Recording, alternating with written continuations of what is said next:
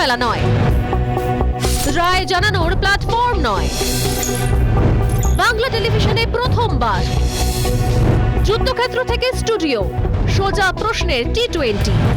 ঘুরিয়ে নাক দেখাই না আমি, যখন তখন রং বদলাই না। আমি স্বর্ণালী, প্রশ্ন করি সোজাসুজি।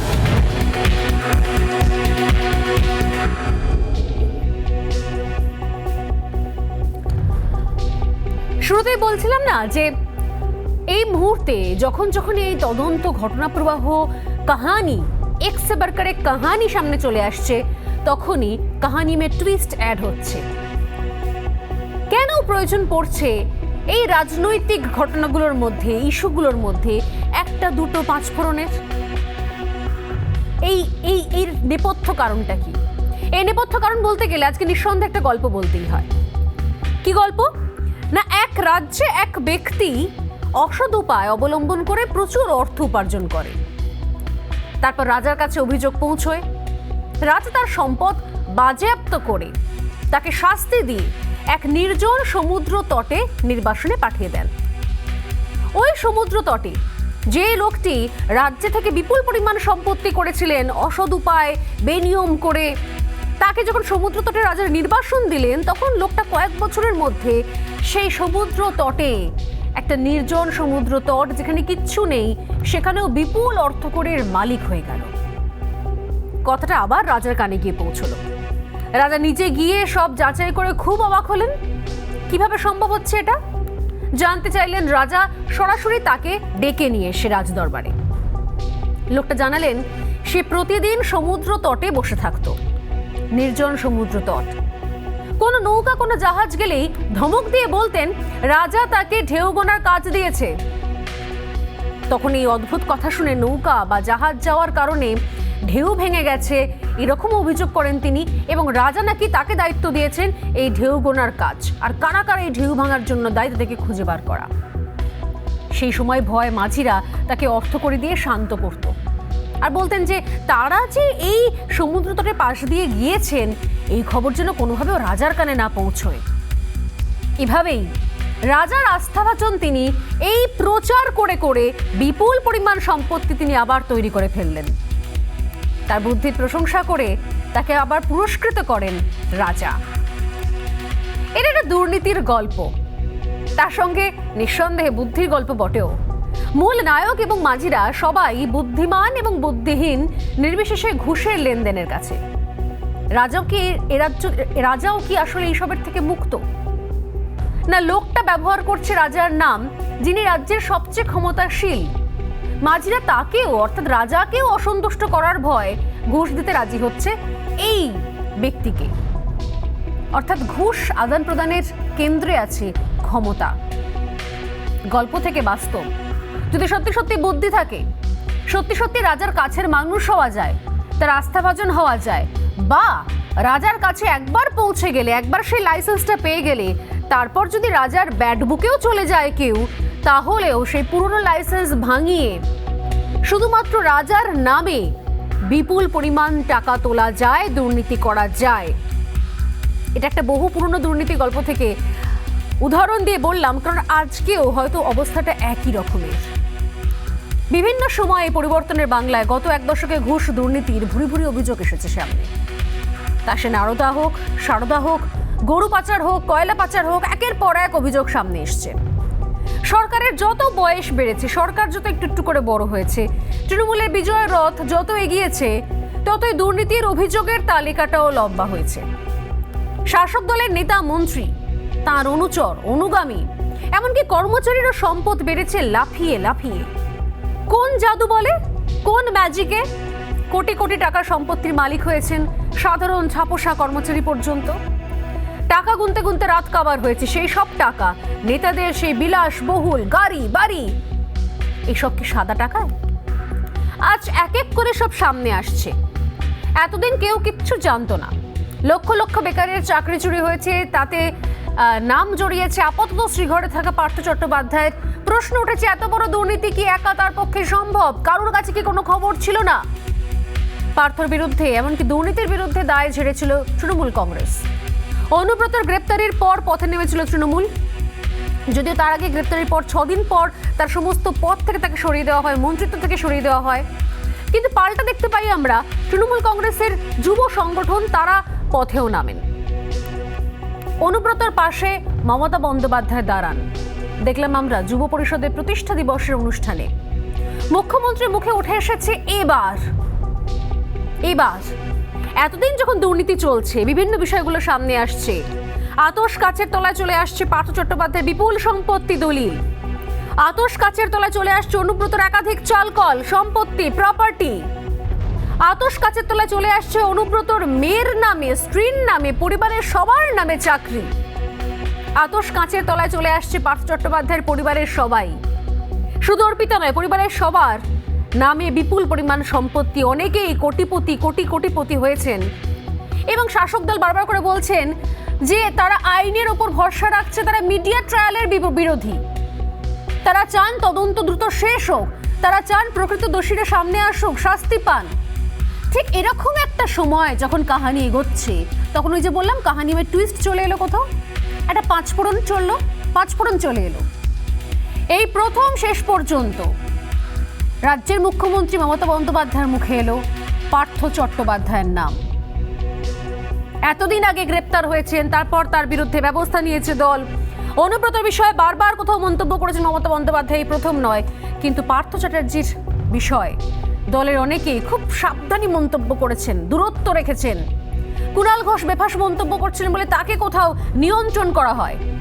ঠিক এরকম একটা সময় মমতা বন্দ্যোপাধ্যায় পুরনো মেজাজে পার্থ চট্টোপাধ্যায়ের নাম উল্লেখ করলেন।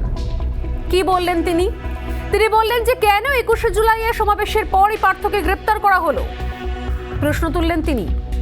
একই সঙ্গে অনুব্রতকে দেদার সার্টিফিকেটও দিলেন, যদিও সেই সার্টিফিকেট আগেও দিয়েছেন। আজকে আরো একবার বললেন অত্যন্ত সাহায্যকারী মানে হেল্পফুল মানুষ অনুব্রত মণ্ডল, তাকে ইডি সিবিআই দিয়ে ফাঁসানো হচ্ছে। একযোগে একদিকে অনুব্রত, অন্যদিকে পার্থ, দুজনের সম্পর্কেই আজ একসঙ্গে এই দুর্নীতির মধ্যেই প্রথমবার মুখ খুললেন একসঙ্গে মমতা বন্দ্যোপাধ্যায়।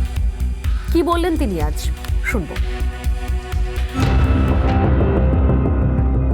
21শে জুলাই হলো 21 তারিখ, আর 22 তারিখ মধ্যরাতে পার্থদার বাড়ি গিয়ে হাজির হলো। তুমি আগেও করতে পারতে, দেখে নেবো আমরা কেসে কি আছে বলে আমি কিছু বলছি না। এখন কেসটার মতো এত সাহায্যকারী ছেলে আমি খুব কম দেখেছি। হঠাৎ যদি দেখেন ববির অত সম্পত্তি পাওয়া গেছে তাই ববিকে অ্যারেস্ট করবে, বুঝবেন সব সাজানো, টোটালটাই সাজানো, টোটালটাই নাটক, টোটালটাই মিথ্যে।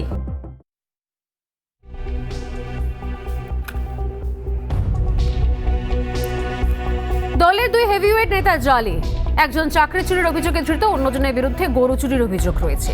দুক্ষেত্রেই দুর্নীতির ভয়ঙ্কর অভিযোগ রয়েছে। এবং শুধু তাই নয়, সামান্য দুর্নীতির অভিযোগ নয়, এক্ষেত্রে মাথায় রাখতে হবে যেটা কিন্তু স্বতঃপ্রণোদিতভাবে কোনো বিরোধীদের অভিযোগের প্রেক্ষিতে হয়নি। এটা হয়েছে কোর্টের নির্দেশে ইডি এবং সিবিআই এসছে এবং বারবার করে আদালতে যে বিষয়টা চলে এসছে, তাহলে এটা কোনো লোকাল ক্রাইম নয়, কোনো স্থানীয় অপরাধ নয়, এটা একটা সংগঠিত অপরাধ। যে তত্ত্ব কোথাও চাকরির ক্ষেত্রে বলা হয়েছে, যে তত্ত্ব কোথাও গরু চুরির ক্ষেত্রে বলা হয়েছে, এমনকি বাক কমিটির রিপোর্টেও যার উল্লেখ রয়েছে। শুধু কি তাই, অনুব্রতের বিরুদ্ধে অভিযোগের তালিকাটা সত্যি বেশ লম্বা। পার্থ চ্যাটার্জির বিরুদ্ধে অভিযোগের তালিকা আমরা আগেই তুলে ধরেছি। অনুব্রত মণ্ডল, যাকে বলা হচ্ছে অত্যন্ত সাহায্যকারী, ভালো এবং বিশ্বাস আস্থা ভাজন, যাকে কোথাও ফাঁসানো হচ্ছে, তার বিরুদ্ধে যদি অভিযোগগুলো এক ঝটকায় দেখাই, তাহলেও কোথাও মানুষ ভাবতে বসবেন যে আসলে সত্যি কি সার্টিফিকেটের দাবিদার অনুব্রত মণ্ডল। যেমন গরু পাচার চক্রের সঙ্গে নাম জড়িয়েছে অনুব্রত মণ্ডলের।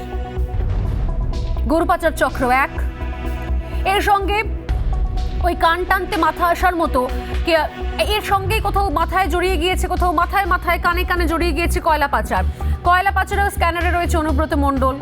তার বিরুদ্ধে রয়েছে তোলাবাজির অভিযোগ, বিভিন্ন ব্যবসায়ীকে ধমকে চমকে তোলাবাজির অভিযোগ রয়েছে তার। এমনকি বিপুল পরিমাণ অর্থ, শুধু অর্থ না, একই সঙ্গে গাড়ি, যে গাড়ি করে অনুব্রত মণ্ডল ঘুরে বেড়াতেন, সেই গাড়িগুলো পর্যন্ত কোনো না কোনো ব্যবসায়ী, এবং সেটাও কোথাও সামনে চলে এসছে দিনের আলোর মতো। আজকে অনুব্রত মণ্ডল গ্রেপ্তার হওয়ার পর অনেকেই মুখ খুলছেন এবং অনেক নথিপত্র ইতিমধ্যে আদালতের কাছে জমা পড়েছে, অনেক গোপন জবানবন্দি জমা পড়েছে। শুধু তাই নয়, ভোট পরবর্তী হিংসা, সেই হিংসার তদন্তে উঠে এসেছে অনুব্রত মণ্ডলের নাম। ভোটের আগে, ভোটের পরে বিরোধী দলের কর্মী থেকে পুলিশকে হুমকি দেওয়ার অভিযোগ বারবার সামনে এসেছে। এমনকি দলের একাংশ পর্যন্ত একাধিক সাম্প্রতিক ঘটনায় অনুব্রত মণ্ডলের দিকে আঙুল তুলেছেন। তবে অনুব্রতর পাশে দাঁড়ানোয় এটাই প্রথম নয় মমতা বন্দ্যোপাধ্যায়ের পাশে দাঁড়ানোটা। এর আগেও কেষ্টমণ্ডলের পাশে দাঁড়িয়েছেন মমতা বন্দ্যোপাধ্যায়, আর তাতেই কোথাও চাঙা হয়েছিলেন গ্রেপ্তার হওয়া কেষ্টমণ্ডল। সেই সময় আমরা দেখেছিলাম যে বেশ ফুরফুরে মেজাজে ছিলেন তিনি, যেদিনকে তিনি জানতেন যে তার জেল হেফাজতের নির্দেশ হয়েই যাবে। বারবার তার পাশে দাঁড়ানো এবং একই সঙ্গে আইনজীবী মারফত বার্তা পাঠানো অনুব্রত মণ্ডলের যে দিদি পাশে আছে জেনে আমি অনেক ভালো আছি, অনেক আত্মবিশ্বাসী, এগুলো কি সত্যি সত্যি অন্য কিছু ইন্ডিকেট করছে আজকে? কারণ একই সঙ্গে মমতা বন্দ্যোপাধ্যায়, অনুব্রত মণ্ডল এবং পার্থ চট্টোপাধ্যায় দুজনের প্রসঙ্গে মুখ খুলেছেন একসঙ্গেই প্রথম দুর্নীতি ইস্যুর মধ্যে, এই কাহানি চলার মধ্যে। শুনবো একবার এর আগে কি বলেছেন মমতা বন্দ্যোপাধ্যায় এবং তারপর অনুব্রত মণ্ডলের আইনজীবী অনির্বাণ গুহঠাকুরতা তিনি অনুব্রতর হয়ে কি বলেছেন মিডিয়ার সামনে, ক্যামেরার সামনে, সাংবাদিকদের সামনে। শুনুন। পরশুদিন কেষ্টকে গ্রেফতার করলেন কেন? কি করেছিল কেষ্ট? যতবার ইলেকশন হয়েছে ওকে আপনারা ঘরবন্দি করে রেখে দিয়েছেন, একটা ইলেকশনে ওকে বেরোতে দেননি। এটাই কাম্য ছিল, কারণ আমি জানতাম দিদি বুঝতে পারবেন আমাকে যে আমি কোনো অপরাধ করিনি এবং আমি সত্যি এই অপরাধের সাথে কোনোভাবে যুক্ত না। ওনার শারীরিক অবস্থা অত্যন্ত খারাপ, তার মধ্যে ওনাকে আত্মবিশ্বাসী দেখাতে। তো এখানে অনুব্রত মণ্ডল এই নেতার বিরুদ্ধেই সত্যি কি তদন্ত করা হচ্ছে নাকি তাকে ফাঁসিয়ে দেওয়ার চেষ্টা করা হচ্ছে? কারণ এই সংশয় তো প্রকাশ করছেন খোদ রাজ্যের সুপ্রিমো। গোটা ঘটনায় কেন্দ্রীয় এজেন্সির ভূমিকা নিয়ে ফের প্রশ্ন তুলেছেন তিনি প্রশ্ন তুলেছেন যে সত্যি সত্যি ইডি সিবিআই এর ভূমিকাটা কি? ইডি সিবিআই কে কোনো উদ্দেশ্যে প্রণোদিতভাবে কাজে লাগানো হচ্ছে কিনা? উদ্দেশ্য প্রণোদিতভাবে কি ইডি সিবিআই কে কাজে লাগানো হচ্ছে? এই প্রশ্ন সত্যি সত্যি শুধুমাত্র মমতা বন্দ্যোপাধ্যায় নন, শাসক দলের সবাই তুলছেন। মমতা বন্দ্যোপাধ্যায় আজকে আবারও তুললেন খোলা মঞ্চ থেকে। কি বললেন তিনি শুনবো। কেন 100 দিনের টাকা দেয়নি জানেন? 100 দিনের কাজে আমরা 1 নম্বর। এটা তৃণমূল বলেনি, ভারত সরকার তুমি বলেছো। সব কিছুতে টাকা বন্ধ করে দিয়েছে, আর ইডি আর সিবিআই কে দিয়ে লোকের বাড়ি বাড়ি টাকা লুট করছে।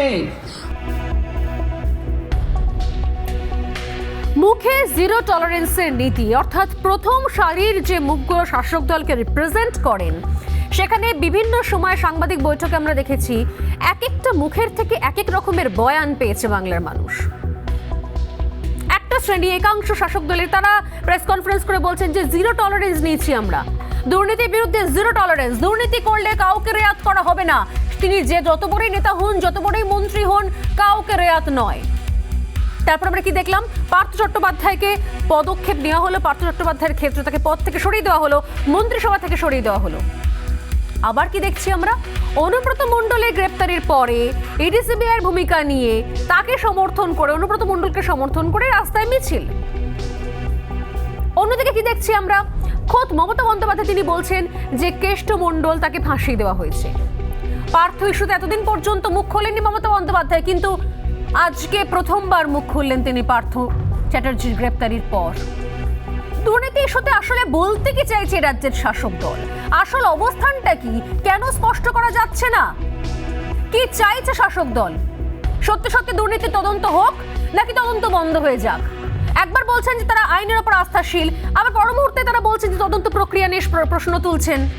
আসলে শাসক দল চাইছেটা কি? সত্যি সত্যি তদন্ত শেষ হোক চাইছে? এই প্রশ্নগুলো শুধুমাত্র আমার একার নয়, ইতিমধ্যে বিরোধীরা প্রশ্ন তোলা শুরু করেছেন। বিরোধীরা কি বলছেন শোনাবো আপনাদের। তৃণমূল কংগ্রেস এখন ভগ্ন দুর্গ, যে কোনো মুহূর্তে এক ধাক্কাতেই পড়ে যাবে। আমরা ধাক্কাটা সময় এলে দেবো। মাননীয় মুখ্যমন্ত্রী একটু রাজধর্মের কথা বলুন। উনি বাংলার মুখ্যমন্ত্রী, উনি শুধু একটা দলের মুখ্যমন্ত্রী নয়, উনি দলের মুখ্যমন্ত্রী নয়। ব্যক্তি এখানে বড় কথা নয়, বড় কথা হচ্ছে সমগ্র সিস্টেমটা দুর্নীতিগ্রস্ত হয়ে গেছে। এমন কোনো দপ্তর নেই যেখানে দুর্নীতি নেই। তাহলে মাননীয় মুখ্যমন্ত্রী 11 বছর পরে বোধোদয় হলো, এর দায় তো আপনাকেও নিতে হবে মাননীয় মুখ্যমন্ত্রী। আপনি তো এড়িয়ে যেতে পারেন না। কোথাও তাকাতে হবে না, আপনি আপনার মন্ত্রিসভার দিকে তাকিয়ে দেখুন, দেখে ধরা পড়ে যাবে। আপনি আপনার জেলার সভাপতিদের দিকে তাকিয়ে দেখুন, ধরা পড়ে যাবে। আপনার ওয়ার্কিং কমিটির 3 জন ইতিমধ্যে জেলে, 19 জনের ওয়ার্কিং কমিটির ইতিমধ্যে, আর তাদের সবার বিপুল সম্পত্তি। রাজ্যে কর্মসংস্থানের বেহাল দশা, চাকরির দাবিতে রাজপথে আজও শিক্ষিত চাকরি প্রার্থীরা। তাদের চাকরি চুরি হয়ে যাচ্ছে দিনের আলোয়, নষ্ট হচ্ছে ভবিষ্যৎ, লুট হচ্ছে দেশের সম্পত্তি, রাজ্যের সম্পত্তি। এই পরিস্থিতিতে রাজনৈতিক ফায়দা পেতেই কি পাল্টা আক্রমণের কৌশল? এই গোটা অভিযোগকে লঘু করে দেখানোর চেষ্টা, নজর ঘোরাতেই কি এই পথ শাসকের, নাকি একটার পর একটা দুর্নীতি সামনে আসাতে যেভাবে চোর চোর স্লোগান উঠছে, যেভাবে কোথাও জনগণের সামনে শাসক দলের নেতাদের কোথাও ইমেজ নষ্ট হচ্ছে বলে তারা দাবি করছেন, এবং একই সঙ্গে কর্মী সমর্থকেরা তারাও খুব মুষড়ে পড়েছেন, তাহলে কি কোথাও তাদের মনোবল চাঙ্গা করার জন্য খোলা মঞ্চ থেকে এইভাবে অনুব্রত এবং পার্থ চট্টোপাধ্যায়ের পাশেই আছে দল, এই বার্তা দেওয়ার চেষ্টা? কি একটা দল এবং তার একাধিক বয়ান, আসল জায়গাটা পাওয়া যাচ্ছে না। এই প্রশ্নগুলো নিয়ে শুরু করছি আজকের সোজাসুজি স্বর্ণালী। তবে তার আগে চোখ রাখছে এই মুহূর্তের প্রতিবেদনে। সব কিছুতে টাকা বন্ধ করে দিয়েছে, আর ইডি আর সিবিআই কে দিয়ে লোকের বাড়ি বাড়ি টাকা লুট করছে।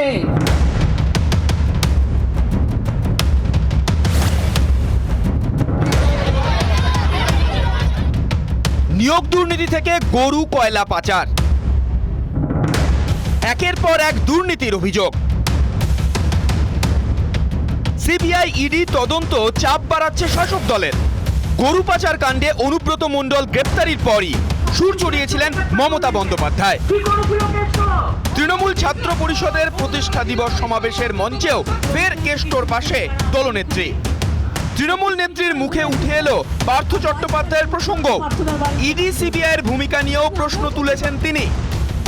21 জুলাই হলো 21 তারিখ, আর 22 তারিখ মধ্যরাতে পার্থদার বাড়ি গিয়ে হাজির হলো। তুমি আগেও করতে পারতে, দেখে নেবো আমরা কেসে কি আছে বলে আমি কিছু বলছি না এখন। কেস্টার মতো এত সাহায্যকারী ছেলে আমি খুব কম দেখেছি। দুর্নীতির বিরুদ্ধে জিরো টলারেন্স নীতি নিয়েও প্রতিবাদে সামিল হয়েছে তৃণমূল। বিভিন্ন সময় বারে বারে অনুব্রতর পাশে দাঁড়িয়েছে রাজ্যের শাসক দলের নেতা মন্ত্রীরা। এই ইস্যুতে রাজ্যের শাসক দলের ভূমিকা নিয়ে সুর চড়িয়েছে বিজেপি। প্রশ্ন হচ্ছে যে একটি পরিবারকে বাঁচাতে হবে, নেতাকে বাঁচাতে হবে, তার জন্য এই সমস্ত কাণ্ড কংগ্রেস এইভাবেই করতে করতে শেষ হলো। এরাও শেষের দিকে যাত্রা শুরু হচ্ছে। বছর পেরোলেই পঞ্চায়েত ভোট, তারপরই লোকসভার দামামা। এই পরিস্থিতিতে একের পর এক দুর্নীতির অভিযোগ চাপ বাড়াচ্ছে শাসক দলের। বিরোধীদের লাগাতার আক্রমণের জেরে কোন ঠাসা হাসফুল শিবির। ভোটের আগে কখনো বিরোধীদের আক্রমণ করতে গিয়ে হুমকির সুর শোনা যাচ্ছে শাসক নেতাদের গলায়, কখনো বা জিরো টলারেন্সের কথা বলেও অভিযুক্তদের সমর্থন। প্রশ্ন উঠছে, পাহাড় প্রমাণ এই দুর্নীতিতে রাজনীতিকে টেনে এনে অভিযোগকে কি লঘু করার চেষ্টা শাসকের? কেস্টার মতো এত সাহায্যকারী ছেলে। রিপাবলিক বাংলা।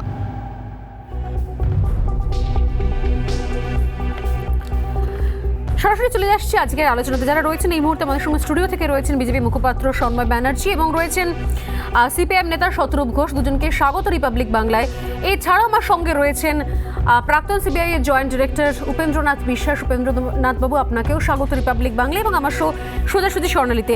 আমি উপেন্দ্রনাথ বাবু আপনার কাছে আসছি, তবে তার আগে আমি একবার সন্ময় এবং শতরূপের কাছে খুব সংক্ষেপে আসবো যে এতদিন পর্যন্ত আমরা দেখছিলাম যে অনুব্রত মণ্ডলের সপক্ষে মিছিল চলছে, তদন্তকারী সংস্থার ভূমিকা নিয়ে প্রশ্ন উঠছে। আজকে খুব স্পষ্টভাবে আমরা দুটো জিনিস পেলাম। একটা হচ্ছে পার্থ চট্টোপাধ্যায়, তাকে ঠিক 21শে জুলাইয়ের পরের দিন ইচ্ছে করে গ্রেপ্তার করা হয়েছে। প্রথম মুখ খুললেন পার্থ ইস্যুতে মমতা বন্দ্যোপাধ্যায় এবং একই সঙ্গে অনুব্রত মণ্ডলের সম্পর্কে দরাজ সার্টিফিকেট। আর বক্তব্য হচ্ছে এই সার্টিফিকেট এবং একই সঙ্গে পার্থ চ্যাটার্জির পাশেও যে দল আছে, এই বার্তা এই সময় এতদিন বাদে একসঙ্গে এই বার্তা, কোথাও কি দুর্নীতি থেকে মুখ ঘোরানো, নাকি সত্যি সত্যি তদন্ত নিয়ে প্রশ্ন, নাকি দলের কর্মী সমর্থকদের মনোবল চাঙ্গা করার জন্য, ইমেজ ঠিক রাখার জন্য? সন্ময়দা, না আসলে সোনালী একটা জিনিস খেয়াল করো, 28শে অগস্ট তৃণমূল ছাত্র পরিষদ তার প্রতিষ্ঠা দিবস পালন করতো এবং সেটা এবারে 29শে আগস্ট হলো, ছুটির দিন 28 তারিখ পড়েছিল বলে। তো সেই তৃণমূল ছাত্র পরিষদের ফ্ল্যাগে লেখা আছে শিক্ষার প্রগতি, সংঘবদ্ধ জীবন, দেশপ্রেম। কিন্তু চতুর্থ যে স্লোগানটা লেখা নেই সেটা এবার লেখা হলো, সেটা হচ্ছে চৌর্যবৃত্তি। আমি সারাক্ষণ অভিষেক বন্দ্যোপাধ্যায় এবং মমতা বন্দ্যোপাধ্যায়ের ভাষণটা আজকে শুনছিলাম, কিভাবে চুরিকে আড়াল করা যায়, কিভাবে চুরিকে প্রোটেকশন দেওয়া যায়, কিভাবে চোরদের প্রোটেকশন দেওয়া যায়। সারাক্ষণ ধরে সেই বক্তৃতা শুনলাম। আজকে অল্পবয়স্ক ছেলে মেয়েগুলোকে নিয়ে গিয়েছিলেন মেয়র রোডের কাছে, সেখানে দাঁড়িয়ে তাদের কাছে কোন বার্তা একটা দল দিলেন। সেখানে তো তাদের বলতে পারতেন যে সৎ পথে থাকবে, সজ্জন মানুষের সঙ্গে মিশবে, কোনো রকম খারাপ জিনিস দেখলে তাকে প্রতিহত করার চেষ্টা করবে। আজকে সেই বার্তা হলো না, উল্টে আমরা কি দেখলাম, অনুব্রত মণ্ডলকে দরাজ সার্টিফিকেট দিলেন। পার্থ চট্টোপাধ্যায়ের ক্ষেত্রে আগে বললেন যদি পার্থ অন্যায় করে থাকেন, যদি কথাটা জুড়ে দিলেন। অপার ফ্ল্যাটে 50 কোটি টাকা পাওয়ার পর এখনও মুখ্যমন্ত্রী মমতা বন্দ্যোপাধ্যায়ের মুখে যদি শব্দটা আসছে। এখানেই আসলে পুরো ব্যাপারটা দাঁড়িয়ে যাচ্ছে। এন্টায়ার পার্টিটা যে করাপশনের ওপর দাঁড়িয়ে রয়েছে, অন্যান্য সব দলে চোর গুন্ডা ডাকাত কোনো না কোনোভাবে ক্ষীর খেতে আসে তারা ক্ষমতায় থাকলে, কিন্তু তৃণমূল কংগ্রেসটা 2011 সাল থেকে এন্টায়ারলি, আমি আবারও বলছি, অন্য দলে হলেও অ্যাটলিস্ট অন্য দলের ক্ষেত্রে কোনো একটা জায়গায় লড়াই থাকে, তাদের একটা প্রতিহত করার চেষ্টা থাকে, থেকে একটা বার্তা আসে যে না কাউকে রেয়াত করা হবে না, বা দুর্নীতি সব ক্ষেত্রে। এখানে সোনালি দুঃখের কি জানো, আজকে মানে মুখ্যমন্ত্রী বারবার একটা কথা বলছিলেন, কথাটা শুনে অবাক হয়ে গেলাম। যেখানে দাঁড়িয়ে বলছেন যে আমরা ভুল সংশোধন করার সময় পেলাম না।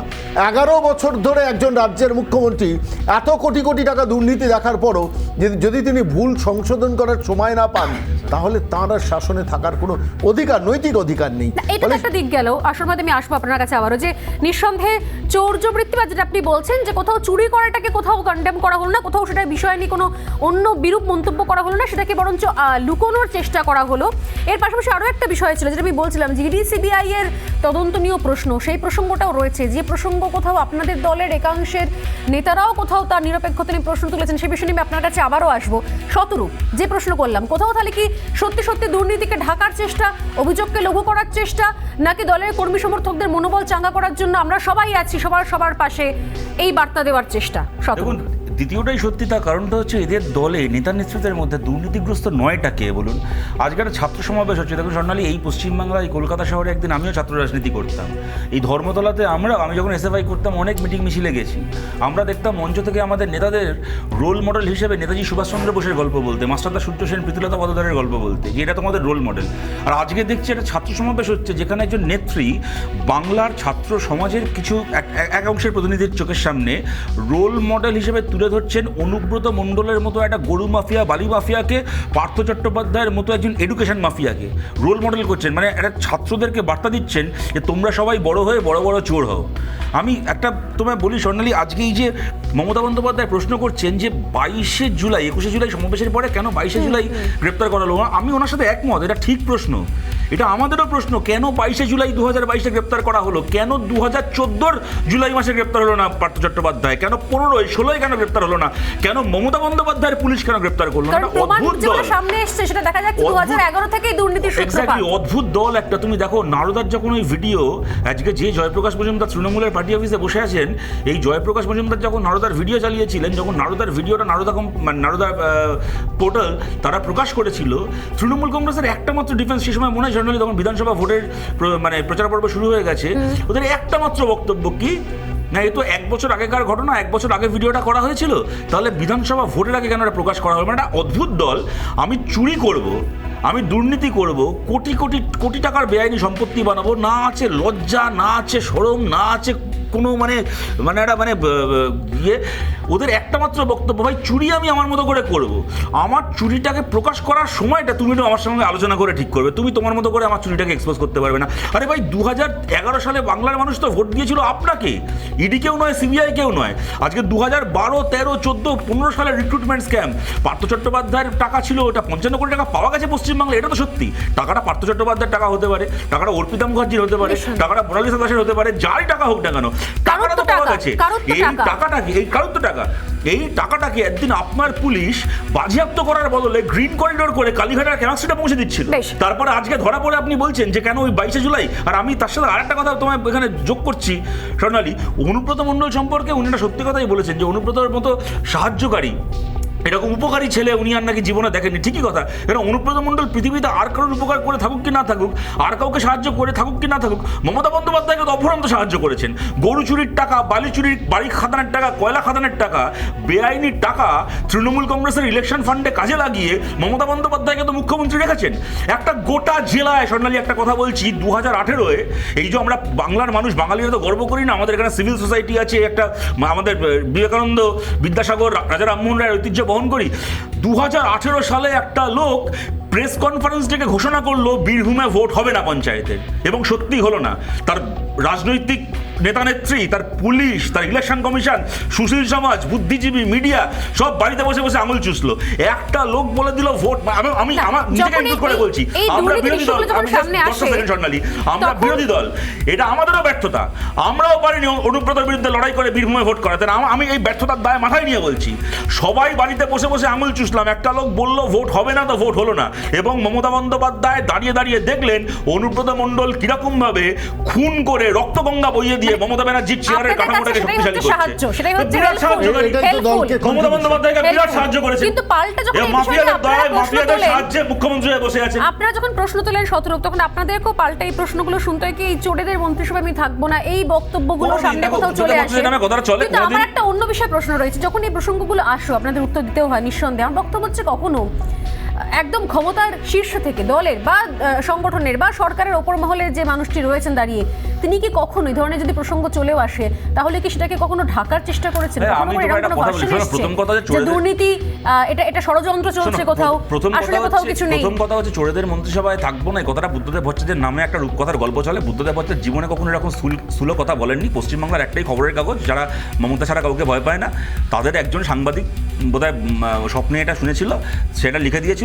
এত ফালতু কথা ওই একটা কাগজ বাদ দিয়ে পশ্চিমবাংলার কোনো খবরের কাগজে কোনোদিন বেরোয়নি। আর তখন টিভি চ্যানেল ছিল না, অতটা দূরদর্শন ছাড়া, সুতরাং আর ইয়ে নেই, ওটা ওসব বাদ দাও। কিন্তু কথাটা হচ্ছে, তুমি বলো তো স্বর্ণালী, একটা তোমায় বলি, এখানে আজকে ধরো পার্থ চট্টোপাধ্যায় গ্রেপ্তার হওয়ার পরে কি অর্পিতা মুখার্জির ফ্ল্যাট থেকে কোটি কোটি টাকা পাওয়া যাওয়ার পরে কুণাল ঘোষের মতো তৃণমূলের কোনো নেতা বলো বা স্পোক্সপারসন বলো, তিনিও যেমন এটাকে নিয়ে প্রকাশ্যে সমালোচনা করেছেন, তেমন আমি দেখেছি কিছু তরুণ তৃণমূল কংগ্রেসের নেতা, দেবাংশু থেকে শুরু করে 2-4 জন, দেবাংশু বলল নাকি ফুসকুড়ি নাকি ফোড়া হয়েছে নাকি হয়েছে, এরকম 2-4 জন, তারা কিন্তু উঠে এটা বলার চেষ্টা করলো যে সত্যি আমরা খেটে খুঁজে একটা দল করছি। দুটো আলাদা কিন্তু, হ্যাঁ, মানে আমরা খেটে, নতুন যারা বলেছেন তাদের বক্তব্য হচ্ছে অভিষেকের নেতৃত্বে একটা স্বচ্ছ দল তৈরি হতে পারে। আমি সেই বলি, কুণাল ঘোষের বলার মধ্যে বলা হয়েছে তাকে আপাতত পার্থ বিষয় মুখে সেলোটেপ লাগাও। আমি শুনে, আমি যদি আমার কথাটা বলার সুযোগ পাই, সেটা হচ্ছে যে আমি ওদের দলের মধ্যে কি ইকুয়েশন, আমি সেসবের মধ্যে যাচ্ছি না, সে ওদের ব্যাপার, ওরা বুঝবে। আমি বলছি যে ধরো 2-4 জন তৃণমূল নেতা বা তরুণ তৃণমূল কর্মী যদি একটুখানি এগিয়ে সেই কথাটা বলার চেষ্টা করেও থাকে যে আমরা খেটে খুঁটে একটা দল করছি, আর এই কতগুলো বড় নেতা চুরির জন্য আমাদেরকে রাস্তাঘাটে চোর শুনতে হচ্ছে, আমরা কেন এর দায় নেব, তাদের স্পিরিটটাকে তো আমরা অনেকেই সম্মান করেছিলাম। এবং তারপরে যখন পার্থ চট্টোপাধ্যায়কে পদ থেকে সরানো হলো, এরাই তখন একটা বলার জায়গা পেয়েছিল যে আমাদের দিদি দুর্নীতির সঙ্গে কম্প্রোমাইজ করলেন না, পার্থকে সরিয়ে দিলেন। তারা আজকে তারা তো ওই সমাবেশে ছিল, আজকে দাঁড়িয়ে কি দেখছে, 20 দিন আগে মমতা ব্যানার্জির নামে এত গলা ফাটালাম যে আমাদের দিদি পার্থ চ্যাটার্জিকে সরিয়েছেন, ওমা সেই দিদি আজকে মঞ্চে দাঁড়িয়ে পার্থ চট্টোপাধ্যায়কে আবার সার্টিফিকেট দিচ্ছেন। কর্মীদের মনোবল ভাঙতে চাইছে নাকি আবার নতুন করে কর্মীগুলোকে পাগল করে দিচ্ছেন। আমি আসবো শতরূপ। এই মুহূর্তে আমাদের সঙ্গে যোগদান করেছেন সুদীপ্ত সরকার, যদিও কিছুক্ষণ আগে বৈষ্ণব চ্যাটার্জিও ছিলেন, কিন্তু একটু টেকনিক্যাল কারণের জন্য যেহেতু দুজনেই স্টুডিওর বাইরে থেকে রয়েছেন, আশা করি আপনারাও বুঝতে পারছেন, সেহেতু সবসময় ঠিক স্মুথ যোগাযোগ ব্যবস্থা আমরা তৈরি করতে পারছি না। সুদীপ্ত সরকার রয়েছেন আমাদের সঙ্গে। সুদীপ্ত, এই যে বক্তব্যগুলো কোথাও আমার বৈষ্ণবদাকে আমি পেলাম না, তাই আপনার কাছে প্রথমে আসছি, কোথাও কি সত্যি সত্যি মনে হচ্ছে না যে এই ধরনের মন্তব্য, এই পার্থ চ্যাটার্জি সম্পর্কে কড়া অবস্থান, তারপরে আজকে বলা হচ্ছে পার্থ চ্যাটার্জির ক্ষেত্রে ষড়যন্ত্র হয়েছে, একদিকে বলা হচ্ছে দুর্নীতির ক্ষেত্রে 0 টলারেন্স, তার পরবর্তী বলা হচ্ছে অনুব্রত মণ্ডল খুব ভালো ছিলেন, সাহায্যকারী ছিল, তাকে ফাঁসিয়ে দেওয়া হয়েছে, একদিকে বলা হচ্ছে তারা তদন্ত চান, তারা অবিলম্বে চান যে ডিসিবি তদন্ত শেষ করুক, আইন শেষ কথা বলবে, আইনের উপর ভরসা আছে, আবার বলা হচ্ছে যে সরকার ভাঙতে চাওয়ার জন্য ইডিসিবিআইকে লেলিয়ে দেওয়া হচ্ছে। কোনটাকে ঠিক বলে মনে করবে মানুষ? দলই বা কোনটাকে ঠিক বলে মনে করবে? আপনারাই বা কোনটাকে ঠিক বলে ভাববেন? মানুষই বা বাংলার মানুষই বা কোনটাকে ঠিক বলে মেনে নেবে? কোনটা আসলে দলের ভার্সন? গুলিয়ে যাচ্ছে কোথাও সুদীপ্ত। দেখুন, আপনাকে একটা জিনিস বুঝতে হবে যে দল কিন্তু কখনো কোনো চুরির সাথে আপোষ করে না। দল বারবার বলছে যে আইনসঙ্গতভাবে আইন ব্যবস্থা যদি কোনো অপরাধীকে সাজা দেয়, সেই জায়গায় দল সেইটাকে কখনো সমর্থন করবে না এবং তার উপযুক্ত ব্যবস্থা নেবে। পার্থ চ্যাটার্জিকে যখন দল আইনভাবে যখন ওরা অ্যারেস্ট করলো ইডি সিবিআই, তারপর থেকে কিন্তু তাকে কিন্তু সব দলের পদ থেকে সরিয়ে দেওয়া হলো, একদম ইভেন কি একদম আমাদের সরিয়ে দেওয়া সরকার থেকে সরিয়ে দেওয়া হলো। ঠিক। কিন্তু আপনাকে তো এই জিনিসটাও মাথায় রাখতে হবে যে 2014 সালের পর ইডি সিবিআই রাজনৈতিক উদ্দেশ্যকে কেন্দ্র করে বহু নেতাকে তৃণমূলের অ্যারেস্ট করেছে, কিন্তু কোনোভাবেই কোনো জায়গায় সঠিকভাবে প্রমাণ করতে পারেনি। এবং আমরা বেশি দূর যাব না, তাদের বিজেপির যে সর্বভারতীয় ভাইস প্রেসিডেন্ট দিলীপ ঘোষ, সে তার বক্তব্যে প্রমাণ করেছে যে ইডি আর সিবিআই কুকুরের মতো নাকি পোষ মানা, এবং তার শুধু না, তার ছাড়া তারা ইনফ্লুয়েন্সড হয়। আপনার বক্তব্য স্পষ্ট সুদীপ্ত বাবু, কিন্তু আমি বুঝতে পারলাম না যে বোধগয়াটা হলো কখন সরকার। যেই তদন্তকারী সংস্থা, শুনুন, যেই তদন্তকারী সংস্থা ইনফ্লুয়েন্সড হয়, তার তদন্তের যে মাপকাঠি সেটা তো প্রশ্ন চিহ্নের মুখে চলে আসছে। আজকে আপনি যে তদন্তকারী সংস্থার থেকে যে সঠিক বিচার পাবেন, তার প্রশ্নটা কোথায় যাবে? এই জায়গাটাই তো বড় প্রশ্ন। আজকে ভারতবর্ষের সব বিরোধী দলের নেতাদেরকে তদন্তকারী সংস্থার ভূমিকা নিয়ে আপনাদের মনে প্রশ্ন ছিল, আপনি যেরকম বলছেন প্রশ্ন থাকাতে কোনো অসুবিধা নেই, প্রশ্ন আমার মনেও প্রচুর থাকে, আমি করি। যদি আপনাদের প্রশ্ন থাকেই তাহলে পার্থ চ্যাটার্জির বিরুদ্ধে পদক্ষেপটা নিতে গেলেন কেন, যখন যদি আপনারা শুরুতেই জানতেন যে রাজনৈতিক উদ্দেশ্য লাগানো হয়েছে? প্রভাবশালী ব্যক্তি, শুনুন, আপনাকে একটা জিনিস বুঝতে হবে, কোর্টে যখন তাকে কোর্টের বিচারে যখন সে কোর্টের কাঠগড়ায় দাঁড়াবে, তখন যাতে সে এটা না বিরোধীরা বলতে পারে যে প্রভাবশালী ব্যক্তি, সে প্রভাব খাটিয়ে এরকম ধরনের একটা দুর্নীতিকে কোনোভাবে সে ধামাচাপা দেওয়ার চেষ্টা করবে। দল এতে সম্মতি দেয় না, দল বলছে বিচারের সামনে দাঁড়ান, বিচার ব্যবস্থা ঠিক করে দেবে, আগামী দিনে আপনি নির্দোষ কি আপনি সঠিক পথে চলে যাবেন। তোমার এই সপ্তাহে, তোমার 7টার সময় তোমার এই অনুষ্ঠানে, এই স্টুডিওয়ে বসে বলেছিলাম এই কথা, যে তৃণমূল কংগ্রেস কোনো নৈতিকতার পরাকাষ্ঠা হয়ে পার্থ চট্টোপাধ্যায়কে সরায়নি। মদন মিত্রর বেলায় এরা শিক্ষা নিয়েছিল যে শুধুমাত্র মদন মিত্র প্রভাবশালী এই যুক্তিতে দিনের পর দিন আদালতে মদন মিত্রর বেল রিজেক্টেড হয়েছে। তাই পার্থ চট্টোপাধ্যায়কে যাতে তাড়াতাড়ি করে বেল, ভাই আমি আপনাকে ইন্টারাপ্ট করি দাদা, ও দাদা আপনি তৃণমূল নেতা নন, ও দাদা আপনি রাজনৈতিক বিশ্লেষক, আপনি কথাটাকে আপনি একটু ভালো করে, আমি আসছি আরে দাদা বৈষ্ণব চ্যাটার্জি, আমি আসছি শত্রুবাবু, আমি আসছি বৈষ্ণব চ্যাটার্জি আমাদের সঙ্গে রয়েছে, একদম এক লাইনে শেষ করুন শত্রুবাবু, উপেন্দ্রবাবুর কাছে যাব, আমি আসছি এক লাইনে শত্রুবাবু, এক লাইনে। আরে রাজনৈতিক বিশ্লেষক বানিয়ে এনে যেন না তো ওভার অ্যাক্টিং এর জন্য নম্বর কাটা যাবে। সুতরাং মদন মিত্রর বেলা যে শিক্ষা এরা পেয়েছিল, সেই শিক্ষাকে কাজে লাগিয়ে পার্থ চট্টোপাধ্যায়কে যাতে তাড়াতাড়ি জামিনে বার করে এনে আবার পার্থ চট্টোপাধ্যায়কে তৃণমূলের নেতা, আবার রাজ্যের মন্ত্রী বানিয়ে কাটমানির বন্দোবস্ত আবার আগের মতো চালু করা যায়, তার জন্যই পার্থ চট্টোপাধ্যায়কে সরানো হলো। কোনো নৈতিকতা নেই এখানে, এই স্বীকার করলেন এখানে বসে। বৈষ্ণব চ্যাটার্জি এখানে যোগদান করেছেন। বৈষ্ণববাবু আপনাকে অনেক স্বাগত। না আমি এই একই প্রশ্ন নিয়ে আসবো বৈষ্ণববাবু, আপনার কাছে একই প্রশ্ন নিয়ে আসবো, কিন্তু আমাদের সঙ্গে অনেকক্ষণ ধরে রয়েছেন উপেন্দ্রনাথ বিশ্বাস, উপেন্দা। আমি উপেনবাবুর কাছে একটু যাবি, তারপর আমি আপনার কাছে আসছি বৈষ্ণবদা। উপেনবাবু, এই যে বারবার যে তথ্যগুলো দেওয়া হচ্ছে, আমার একটা খুব স্পেসিফিক প্রশ্ন আপনার কাছে, আপনি আজকে আছেন আমাদের সঙ্গে শোতে, বারবার করে বলা হচ্ছে ইডি সিবিআইকে লাগিয়ে সরকার ভাঙার চেষ্টা করা হচ্ছে।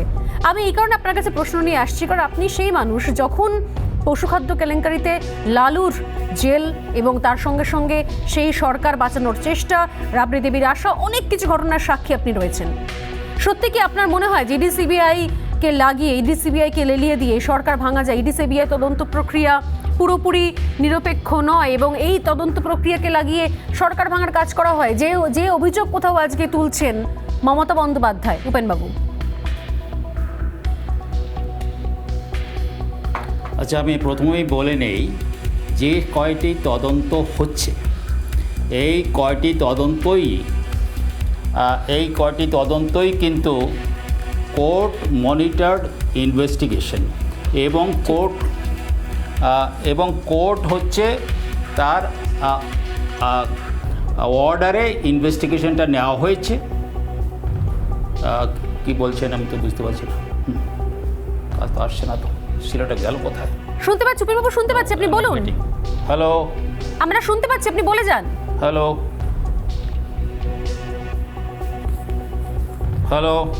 যোগাযোগ সম্ভবত বিচ্ছিন্ন হয়ে গেছে। আমি শুরুতেই বলছিলাম যে আজকে একটু এমনিও আমরা সমস্যায় পড়ছি। বৈষ্ণব চ্যাটার্জির কাছে আমি যাই, যে বিষয় নিয়ে কিছুক্ষণ আগে সন্ময়দাও প্রশ্ন তুলছিলেন যে তাহলে, এবং একের সঙ্গে শতরূপা প্রশ্ন তুললেন। বৈষ্ণবদা, এই যে দু ধরনের ভার্সন পাওয়া যাচ্ছে, একবার আপনার বলছেন জিরো টলারেন্স, অন্য সময় আপনার বলছেন যে এই দুর্নীতি যা তদন্ত চলছে সেই তদন্ত হচ্ছে উদ্দেশ্য প্রণোদিতভাবে। আপনারা দল থেকে পার্থ চট্টোপাধ্যায়কে সরিয়ে দিলেন, তার বিরুদ্ধে পদক্ষেপ নিলেন। আজকে মমতা বন্দ্যোপাধ্যায় বলছেন যে এই সেটাও উদ্দেশ্যের পেছনে গভীর ষড়যন্ত্র রয়েছে, পার্থ চট্টোপাধ্যায়কে গ্রেপ্তার করার পেছনে। 21শে জুলাই হলো, তারপরে 22শে জুলাই তার বাড়িতে পৌঁছে গেল ইডি পৌঁছে গেল। তো সেক্ষেত্রে কোন ভার্সনটাকে আমরা সঠিক বলে ধরবো বৈষ্ণবদা? আমি একটা কথা বলি, অনেকক্ষণ ধরে কানেকশন ধরতে পারছেন না, আমিও রাস্তার মধ্যে থেকে হঠাৎ করে আমাকে বলেছেন, আমি জয়েন করেছি। একটা কথা বলে দিই, সবাই মিলে বদনাম করার, কালি ছেটানোর চেষ্টা করেও কোনো লাভ করতে পারেনি 2016 সালে। বিজেপির অফিস থেকেই যে নারদার ভিডিওটা চালানো হয়েছিল, পরবর্তীকালে সেইটাই ওনাদের শুভেন্দু অধিকারীর জন্য মুছে দিতে হয়েছিল। এবং সিপিএম পার্টি বিজেপির সাথে এখন হাত মিলিয়ে এইটা একটা বদনাম বা অপপ্রচার করার চেষ্টা করছে। তো এদের আমি খুব করে বলছি যে এদের কোনো লাভ হবে না। এরা বারবার করে একই কথা ভাঙা রেকর্ডের মতো বাজাচ্ছে। একটা মিথ্যেকে 100 বার বললে সেটাকে সত্যি পরিণত হয়, এই কনসেপ্টে এরা চলবার চেষ্টা করছে।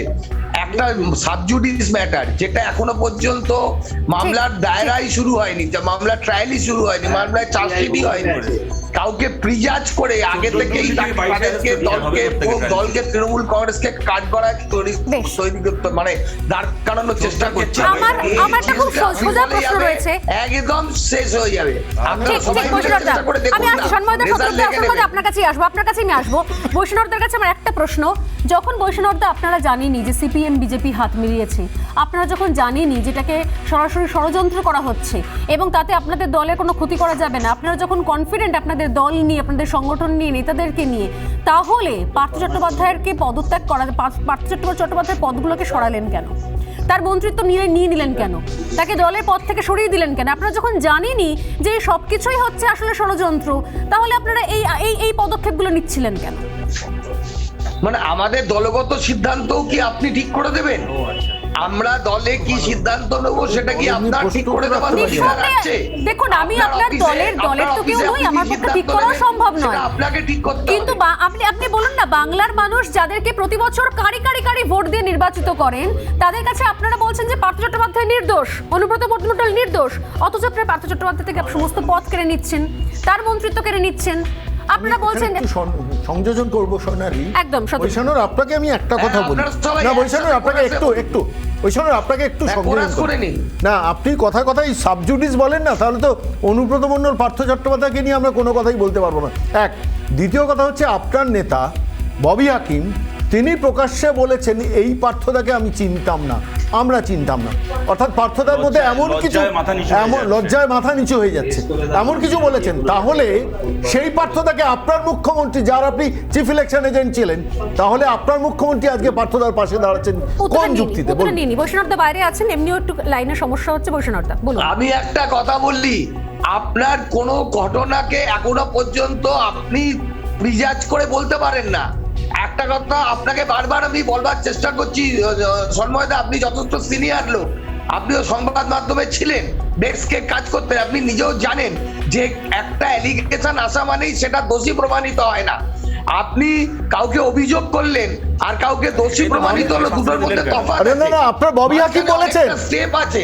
বৈষ্ণবদা আপনার ববি হাকিম বলেছেন এই পার্থদাকে আমি চিনতাম না, তার জন্য আমার লজ্জায় মাথা হেঁট হয়ে যাচ্ছে। চুরি করেছেন মানে এই নয় কি? এটা আমরা বলিনি, আপনার ববি হাকিম বলেছেন, যিনি আজকে 29শে আগস্টের মঞ্চ আলোচনা করেছিলেন। আলোচনাগুলো উঠে আসছে। আমি একটা কথা যোগ করছি, এই ব্যাপারগুলো উঠে আসছে। আমি একটা কথা যোগ করছি, এর আগে একটা কথা বললেন না, ওই যিনি এর আগে বলছিলেন না দোষিত প্রমাণিত হয় না, বৈষ্ণবদা দোষিত প্রমাণিত হয় না। আমার তো এটাই প্রশ্ন, যদি দোষী প্রমাণিত নাই হয়ে থাকে তাহলে আপনারা শাস্তিটা দিলেন কেন পার্থ চট্টোপাধ্যায়কে? আপনারা যখন জানেনই পার্থ চট্টোপাধ্যায়। আপনি বলুন তো, হিমন্ত বিশ্ব শর্মার কেসটা কোথায় আছে, নারায়ণ রায়ের কেসটা কোথায় আছে, এগুলো নিয়ে একবার আলোচনা করুন না। আপনি কি রেড্ডি ব্রাদার্স নিয়ে আলোচনা করুন না, শুভেন্দু অধিকারীর ব্যাপার নিয়ে আলোচনা করুন না। আপনাদের তো টার্গেট আমি বুঝতে পারছি যে কি করে তৃণমূল কংগ্রেসকে টার্গেট করবে। এবারে আমি বলতে পারি ওর এই কথার উত্তরে, আমি একটা কথা বলি, কি মুশকিল, হেমন্ত আপনারা বিশ্ব তো শর্মা আচ্ছা হেমন্ত বিশ্ব শর্মা তো এসে পার্থ চট্টোপাধ্যায়কে শাস্তি দেননি। হেমন্ত বিশ্ব শর্মা তো এসে পার্থ চ্যাটার্জির পদগুলো নিয়ে নেননি, মন্ত্রী না, তার বদলে হেমন্ত বিশ্ব শর্মা কি করেছে? তার বদলে অন্য দলে থাকবে তখন তাকে নিয়ে আলোচনা হবে, আর যখন বিজেপি দের কেউ চলে যাবে তাকে নিয়ে কোনো আলোচনা হবে না। ঠিক যেমন অদ্ভুত ব্যাপার। আমি বৈশানদ দার সাথে আন্তরিকভাবে এই কথা একমত। এর 100টা উদাহরণ হয়েছে, ইনক্লুডিং হেমন্ত বিশ্ব শর্মা। আবার এই উদাহরণও আছে, যখন রাজীব বন্দ্যোপাধ্যায় তৃণমূল ছেড়ে যাবে তখন সবাই মমতা ব্যানার্জি বলবেন যে রাজীবের দুর্নীতির আমার কাছে প্রমাণ আছে, আমি তদন্ত শুরু করব। আর তারপরে ভোটে জেতার পরে সেই রাজীব বন্দ্যোপাধ্যায়কে দলে নেবেন। 1.5 বছর হয়ে গেল, সেই তদন্ত আর এগোলো না। আমি দ্বিতীয় কথা বলছি, এর আগে ওই যে বিশ্লেষক ভদ্রলোক বলছিলেন বলার সময় যে এটা কথা ঠিক যে ইডিকে ব্যবহার করে গোটা দেশে বিরোধীদেরকে হেনস্থা করার চেষ্টা করা হচ্ছে, কিন্তু যেটা এখানে বলতেই হবে, এই ইডিকে ব্যবহারের বিরুদ্ধে সব বিরোধী দলের রিয়াকশন কিন্তু সমান নয়। আজকে যখন আমাদের দলের নেতা মোহাম্মদ সেলিমকে তন্ময় ভট্টাচার্যকে ট্যাগ করা বা তাদের মামলায় ইডিকে ট্যাগ করা হয়েছে, মোহাম্মদ সেলিম সন্ময় ভট্টাচার্য আদালতে গিয়ে বলে এসছেন যে আমরা এটাকে ওয়েলকাম করছি, ইডি তদন্ত করুক, দরকার হলে মমতা বন্দ্যোপাধ্যায় সিআইডি দিয়েও আমাদের বিরুদ্ধে তদন্ত করা, কারণ আমরা পাবলিক রিপ্রেজেন্টেটিভ থেকেছি। আমি জর্নালিস্ট, আপনি এবার তারা বলবেন যে 10 সেকেন্ড আর বলতে পারবেন না, প্লিজ মাঝখানে আমি বলবেন না, আমার আপনার সাহায্য দরকার নেই, আমি এমনি আমার কথা বলতে পারবো। আমার এতক্ষণে বলা হয়ে যেত, আপনি যদি ইন্টারাপ্ট না করতেন।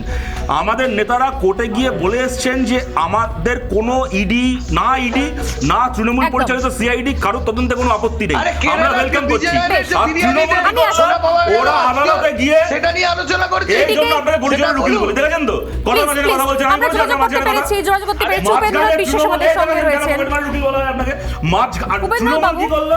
আদালতে গিয়ে এরা অ্যাপিল করলো যে ইডিকে আমাদের মামলা থেকে আনট্যাগ সরিয়ে দেওয়া যায়। সুতরাং দেখবেন সব বিরোধী রিঅ্যাকশন কিন্তু এক নয়। বাবু আপনার সঙ্গে আবারও যোগাযোগ হয়েছে, আমার বক্তব্য সে একই যেটা লালুর প্রসঙ্গে বললাম, যে তাহলে কি আপনি যেহেতু সেই ঘটনার সঙ্গে আপনার নামটা রয়েছে এবং আপনি সেই সময় তদন্তে ছিলেন দায়িত্বপ্রাপ্ত আধিকারিক হিসেবে, কোথাও কি সত্যি মনে হয় তাহলে এখন এই মুহূর্তের অবস্থার প্রেক্ষিতে ইডি সিবিআই কে কাজে লাগিয়ে সরকার ভাঙার চেষ্টা চলছে, যে অভিযোগ বারবার করে করছেন রাজ্যের মুখ্যমন্ত্রী মমতা বন্দ্যোপাধ্যায়? উপেন্দ্রনাথ বাবু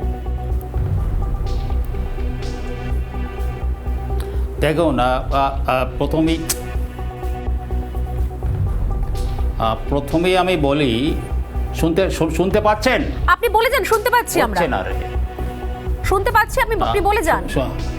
আমি শুনতে পাচ্ছেন? আচ্ছা, আমি শুনতে পাচ্ছি না। এনিওয়ে, আমি বলি যে সিবিআই যে ইনভেস্টিগেশনটা করছে, যেরকম ধরুন তপন কান্দুর কেস হয়ে গেছে, আমাদের হাঁসখালির গণধর্ষণের কেস হয়েছে, তেমনি নির্বাচন পরবর্তী হিংসার যে তদন্ত হয়েছে, এই সবগুলোই কিন্তু হাইকোর্টের নির্দেশে, স্টেট গভর্নমেন্ট কোনো ইনভেস্টিগেশন চায়নি। আবার এই কেসগুলো সবই তত্ত্বাবধান করছে, পর্যবেক্ষণ করছে হচ্ছে হাইকোর্ট। অর্থাৎ যদি আপনার কিছু বলার থাকে এই তদন্তের বিরুদ্ধে, আপনি হাইকোর্টে যান। হাইকোর্টে যে আপনি বলেন যে সিবিআই ঠিকমতো করে করছে না, তাদের তদন্ত ঠিকমতো হচ্ছে না। এইবার একটা কথা বলি, 1963-তে সিবিআই শুরু হয়েছে, তারপরে অনেক সিবিআই অফিসার এই সমস্ত তাদের অভিজ্ঞতা আছে। আপনি নিজেই বলেছেন, আমাকেও মানে চাকরি থেকে বার করে দেওয়া, জেল খাটায় দেওয়ার মতো অবস্থা, সেই সমস্তর মধ্যে থেকে আমরা বেরিয়ে এসেছি।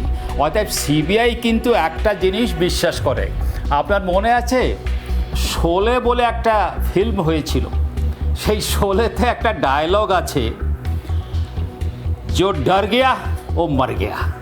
সিবিআই ওই সমস্ত মানে ভয়ের মধ্যে নেই, তারা তদন্ত করবে এবং তদন্তটা করে মানুষের কোর্টের সামনে নিয়ে, যে কালকেই একটা চার্জশিট সাবমিট করা হয়েছে আপনার আসানসোল কোর্টে, সেখানে পরিষ্কারভাবে বলা হয়েছে অনুব্রত মণ্ডলের কিভাবে সেখানে ইনভলভমেন্ট আছে। আমি একদম শেষ করবো অনেক ধন্যবাদ আপনাকে। শেষে একদম আসি সন্ময়দার কাছে যে প্রশ্ন রেখেছিলাম, যে ইডিসিবিআই ভূমিকা নিয়ে দলের ভেতর থেকেও প্রশ্ন তুলেছেন আপনাদেরই দলের একাংশ, সেই জায়গা থেকে দাঁড়িয়ে কোথাও কি মনে হচ্ছে না যে তাহলে আপনাদের যে রাস্তা বিরোধিতা করা, সেই বিরোধিতা করার রাস্তাটাও অনেকটা সরু হয়ে যাচ্ছে সেখানে সেই রাস্তাগুলোর থেকে?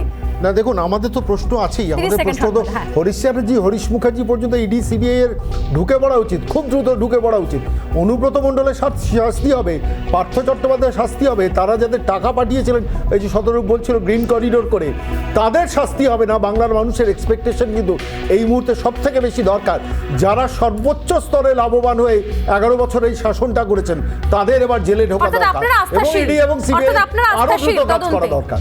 তদন্তে অর্থাৎ আপনারা আস্থাশীল, আপনারা ভরসা রাখছেন এডি এর সিবিআই আগে যে তদন্তে। কথাটা বলা হলো না, উনি বলছিলেন যে সময় একদম গ্রেপ্তারগুলো শেষ। করা হয়েছে রাজনৈতিক স্বার্থে, কিছু প্রমাণ হয়নি, দুটোই হতে পারে। গ্রেপ্তারগুলো রাজনৈতিক স্বার্থে হয়েছিল, অথবা সময় শেষ, গ্রেপ্তারগুলো আগে ঠিক থাকুন। ছিল, কিছু যে এখনো প্রমাণ হয়নি সেটা রাজনৈতিক। একদম এই জায়গা থেকে আমরা আজকে ডিবেট শেষ করছি। প্রত্যেককে অনেক ধন্যবাদ, যদিও অনেকটা পরে পেয়েছিলাম আমরা বৈষ্ণবদাকে এবং উপেনবাবুর সঙ্গে যোগাযোগের একটু সমস্যা হলো। ডিবেট শেষ করছি এখানে, আমি ফিরে আসছি একটা বিরতির পর, সঙ্গে থাকুন।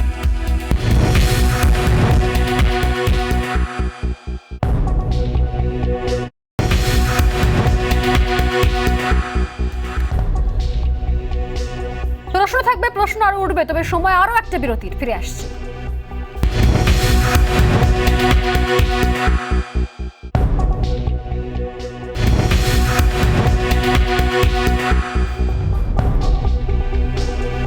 সোজাসুজি স্বর্ণালী আজ এই পর্যন্ত। একটু পরে দেখুন জবাব চায় বাংলা, ময়ূক এবং মীনাক্ষীর সঙ্গে। নমস্কার।